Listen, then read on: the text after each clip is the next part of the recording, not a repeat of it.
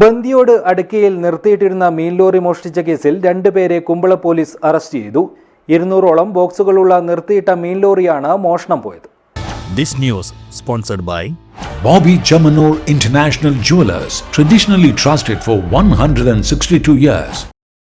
ഇച്ചിലമ്പാടി കൊടിയമ്മയിലെ മുടിയാക്കുക ഹൌസിൽ എ.പി. അബ്ദുള്ള, കുമ്പള എടനാട് മുക്കരിക്കണ്ടത്തെ മുഹമ്മദ് റിസ്വാൻ എന്നിവരാണ് കുമ്പള പോലീസിന്റെ പിടിയിലായത്.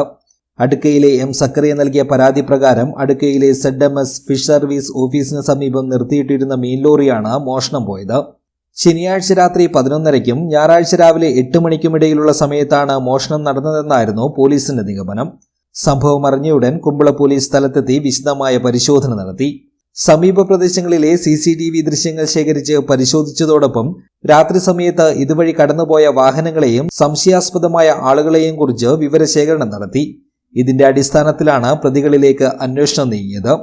തുടർന്നുള്ള അന്വേഷണത്തിലാണ് എ.പി. അബ്ദുള്ള, മുഹമ്മദ് റിസ്വാൻ എന്നിവരെ പോലീസ് തിരിച്ചറിഞ്ഞ് കസ്റ്റഡിയിലെടുത്തത്. ചോദ്യം ചെയ്യലിനൊടുവിൽ ഇരുവരുടെയും അറസ്റ്റ് രേഖപ്പെടുത്തി. മോഷ്ടിച്ച ലോറിയും പോലീസ് കണ്ടെത്തിയിരുന്നു. News bureau, Uppala.